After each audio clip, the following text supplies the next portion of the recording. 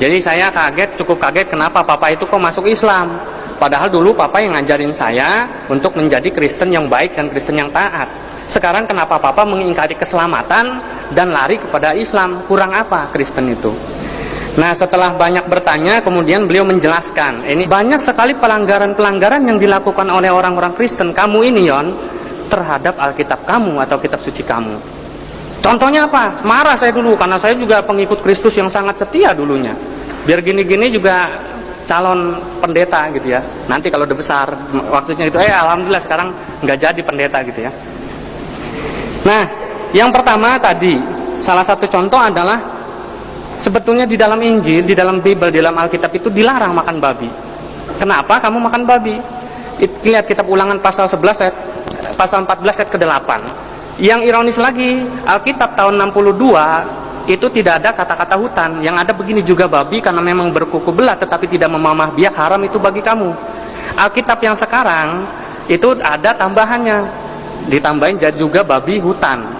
Nah ini saya belum bisa terima. Yang kedua, contohnya orang Kristen itu dilarang minum homer, minum minuman keras. Tetapi kenapa dalam ibadah kamu yang sebulan sekali atau 3 bulan sekali itu yang disebut perjamuan kudus, kamu minum minuman keras?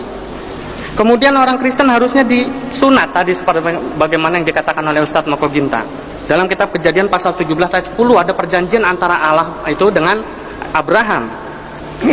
Kemudian lagi orang yang saya kaget, ayah saya menunjukkan kalimat syahadat dalam Injil. Saya bingung, mana ada kalimat syahadat dalam Injil.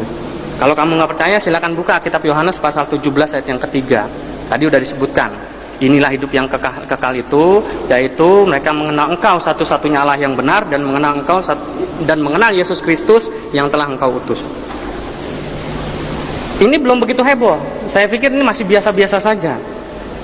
Yang kedua yang membuat saya tercengang adalah ayah saya memberitahukan beberapa cerita porno, mohon maaf ya. Mohon maaf kepada bapak-bapak pendeta, ini pengalaman pribadi ya. Jadi ayah saya menceritakan beberapa kasus pornografi dalam Alkitab. Yang pertama, Nabi Daud itu berzina dengan istri panglima perangnya yang namanya Batsheba, istri dari Uria namanya. Nah, dalam kitab 2 Samuel pasal 11 itu diceritakan ayat 1 sampai dengan 27. Ya. Kemudian ada lagi yang paling aneh adalah 2 orang saudara perempuan pelacur dalam cerita yang terdapat dalam kitab Yeskiel pasal 23, Ohola dan Oholiba.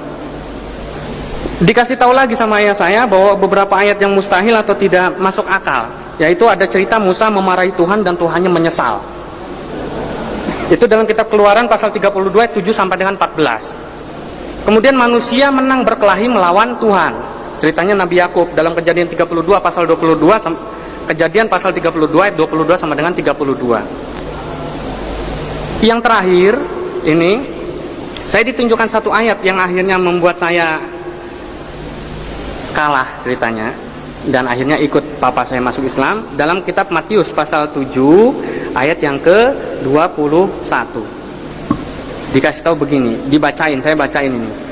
Bukan setiap orang yang berseru kepadaku Tuhan, Tuhan akan masuk ke dalam kerajaan sorga, melainkan dia yang melakukan kehendak Bapakku yang di sorga. Kemudian pada hari terakhir banyak orang akan berseru kepadaku Tuhan, Tuhan, bukankah kami bernubuat demi namamu dan mengusir setan demi namamu dan mengadakan banyak mujizat demi namamu juga. Kemudian pada waktu itulah aku akan berterus terang kepada mereka dan berkata, aku tidak pernah mengenal engkau.